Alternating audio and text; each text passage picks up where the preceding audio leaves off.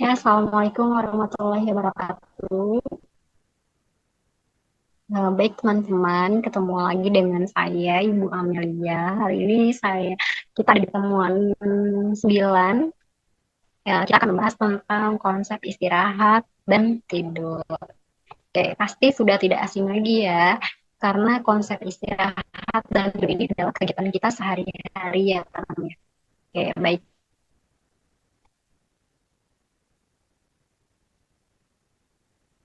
Oke, di sini ada istirahat dan tidur. Nah, istirahat dan tidur merupakan kebutuhan dasar kita ya sehari. Istirahat ini merupakan suatu keadaan tenang, rileks, tanpa tekanan emosional, dan bebas dari perasaan gelisah. Itu adalah pengertian dari istirahat. Jadi kalau istirahat itu pasti ya teman-teman kita keadaannya pengen tenang, kemudian rileks, kayak tidur adalah satu perubahan kesadaran ketika persepsi dan reaksi individu terhadap lingkungan menurut aktivitas fisik. Maksudnya adalah kalau kita tidur, otomatis kita sudah tidak ada aktivitasnya kan. Nah, itu jadi semua kegiatan dalam tubuh kita itu pasti akan beristirahat. Jadi ada waktu ya teman-teman, karena kita adalah istirahat tidur ini ada kebutuhan sehari, nah kita pasti membutuhkan istirahat dan juga tidur. Kemudian ini ada fisiologi tidur. Fisiologi itu adalah aktivitas tidur teratur dan dibatasi.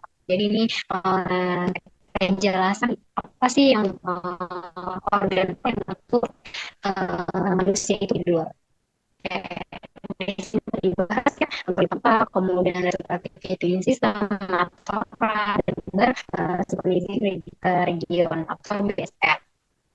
Nah, di atas batang otak ini diyakini memiliki sel-sel khusus yang dapat mempertahankan kewaspadaan dan kesadaran, memberikan stimulus visual, pendengaran, nyeri, dan sensori raba, serta emosi dan proses berpikir. Jadi teman-teman, saat seseorang itu tidur, tapi ada sel-sel khusus yang masih di mana kita ada ini ya mendengar, kemudian kita masih itu masih ada. Jadi itu persepsi sensornya masih ya, walaupun kita tidur karena ada salah satu di sini sel-sel khusus yang di bagian batang atas otak ya. Oke, kemudian pada saat tidur Ras ini melepaskan katekolamin dan pada saat tidur BSR ini melepaskan serotonin. Jadi ada otomatis hormon kebahagiaan yang kita dapatkan. Oke ya. Oke. Kemudian irama sirkadian ini sama masuk ke dalam fisiologi tidur. Oke ya. Nah, tahap tidur. Tidur ini teman-teman ada tahapan-tahapannya. Yaitu ada dua tahapan, ada NRM dan juga ada REM. Nah, pasti teman-teman bertahu kan, kayak NRM itu non rapid eye movement. Nah, tidur gelombang pendek karena gelombang otak yang ditujukan oleh orang yang tidur lebih pendek daripada gempa. Maksudnya NRM itu adalah di mana seseorang itu tidur akan melepaskan semua aktivitasnya ya. Jadi kerja ototnya pun akan melambat, organ-organnya pun akan lambat. Jadi NRM ini dia tidurnya sudah kayak tidurnya gitu ya. Eh, Kalau tidur RM, nah itu biasanya tidurnya tidak terlalu nyenyak. Jadi misalkan dia karena ada batuk, nah otomatis kan kita pasti terganggu ya teman-teman. Nah kalau NRM itu pasien-pasien ya di mana pasiennya rawat inap biasanya, pasien-pasien yang memang NRM itu pasiennya tidak ada gangguan tidur. Tapi kalau di pasiennya itu ada gangguan tidur biasanya ya. Oke, jadi tidurnya pun tidak nyenyak. Kayak dia sakit flu, batuk, pilek. Nah, itu kan pasti kan sakit tidur juga itu terganggu ya. Kemudian, nah, kalau NRM itu biasanya ada pasien-pasien ICU karena pasiennya pada bobo-bobo nyenyak, ya, itu termasuk ke dalam situ. Nah, biasanya kalau di rem berarti pasien-pasiennya rawat inap. Biasanya kalau pasien rawat inap, tidur pun biasanya terganggu ya, nggak terlalu nyenyak tidurnya. Nah, ini untuk siklus tidur. Nah, ada siklusnya, tidur pun ada siklusnya. Teman-teman, kita tidur normal itu adalah 7 sampai 8 jam.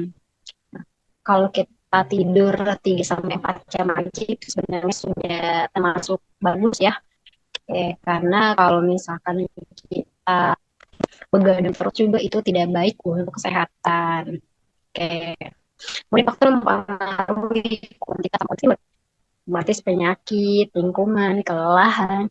Penyakit di sini kalau kita tadi yang sudah saya sebutkan ya, kalau kita sedang batuk pilek, flu, kita pasti napasnya pun kan terengah. Nah, itu akan terganggu untuk tidurnya sendiri.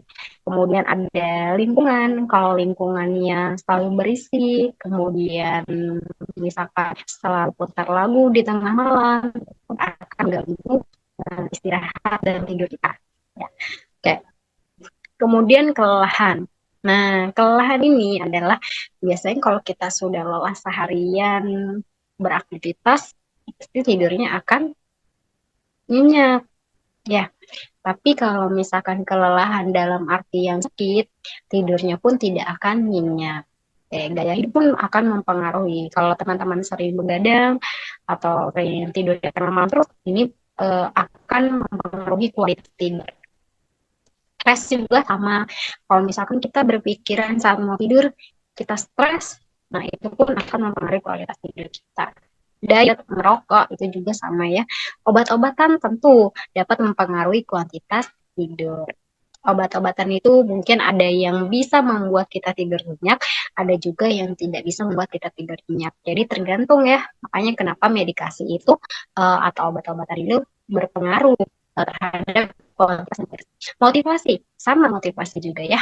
Kalau misalkan kita lagi ada masalah, misalkan ya teman-teman, kemudian kita kita uh, itu akan mengganggu tidur kita. Nah, tapi kalau misalkan kita sudah nangis seharian gitu tetap ya motivasi di sini adalah misalkan kita mau menghadapi sidang skripsi itu bisa juga mempengaruhi kualitas dari tidur kita ya. Oke, kemudian gangguan tidur. Nah, gangguan tidur ini pasti ya teman-teman ada insomnia. Nah, insomnia itu biasanya susah ya buat tidur ya. Oke, kemudian ada asapnya, kemudian insomnia, dan koleksi dan apnu. Terus apnu biasanya ini adalah pasien-pasien nanti yang akan kita temui sering di rumah sakit. Nah, kemudian kita akan masuk ke mobilisasi. Jadi teman-teman, kebutuhan istirahat dan tidur. Nah, kebutuhan istirahat dan tidur ini bukan hanya kita menilai istirahat tidur pasien. Pasien ini tidurnya tercukup atau tidak, tapi juga mobilisasinya. Mobilisasi itu adalah misalnya gerak yang beraturan, terorganisir dan teratur. Biasanya mobilisasi itu gerakan. Mobilisasi di sini kan kadang ada pasien yang ADL-nya itu dibantu, kemudian ada juga dibantu sebagian atau bisa beraktivitas sendiri. Nah, itu adalah mobilisasi. Kalau kita pasien yang sehat, nah berarti mobilisasi kita bisa gerak ya, tangan kita bisa digerakkan ke atas, kemudian bisa kita olahraga dengan semangat ya. Nah, ini jadi deskripsi ada mobilisasi penuh, mobilisasi sebagian, mobilisasi temporer, dan mobilisasi sebagai teman. Oke. Kemudian ini ada gangguan imobilisasi, ada imobilisasi baring, imobilisasi fisik, imobilisasi intelektual, imobilisasi fisik, dan emosional. Jadi tergantung ya sebenarnya dari kesehatan pasien ya. Ketika kita melakukan pengkajian kepada pasien, nah nanti kita akan menemukan masalah apa yang menyebabkan pasien ini tidak bisa tidur. Ya, misalnya contoh di situ ada imobilitas emosional, Misalkan dari mobilitas tradisional ini adalah kondisi pasien karena misalkan melakukan pemeriksaan orang yang jadi biasanya ketika orang jadi tadi atau kita cinta,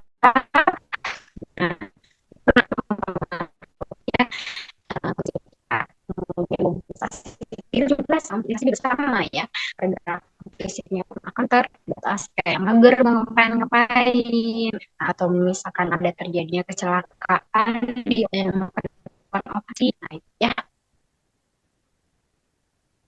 Nah, ini untuk kasusnya ada pengkajian, diagnosis perawatan, perencanaan, implementasi, dan evaluasi. Nah, sama teman-teman, nanti kita melakukan pengkajian dulu di pasiennya. Misalkan terjadi kecelakaan. Nah, pasiennya terjadi kecelakaan, kemudian uh, ada tur di tangan kanan dan juga di kaki kiri. Kemudian pasiennya ada gangguan pernapasan, misalkan pada di dada, kita temukan saat pengkajian. Itu kita lakukan pengkajian apa yang kita lihat dan kita nilai pada pasien. Kemudian baru kita bisa melakukan diagnosa perawatan. Ya, kalau misalkan kita dapatkan, oh pasiennya ada fraktur di dan juga di kaki kiri, otomatis kita akan mengambil diagnosa perawatan mobilisasi ya. Oke, terganggunya mobilisasi. Kemudian nanti perencanaannya nanti akan dilakukan ROM. Biasanya mobilisasi itu akan berkaitan dengan ROM. ROM ada range of motion. Nah, nanti teman-teman kita akan membahas ROM di akhir setelah materi ini. Mungkin sampai kemudian kita lakukan evaluasi. Evaluasi ini adalah misalkan kita sudah melakukan mengajarkan ROM pada pasien. Nah, pasiennya misalkan sudah bisa melakukan aktivitas kembali dengan diri dan mandiri. Nah, itu berarti evaluasinya sih sudah lagi pulang. Oke, mungkin itu saja materi tentang kebutuhan aktivitas dan tidur dan juga mobilisasi. Nah, setelah ini nanti teman-teman silakan untuk melihat video tentang ROM. Nah, kemudian apabila ada yang ingin ditanyakan, boleh kita lanjutkan di forum diskusi. Oke, sama yang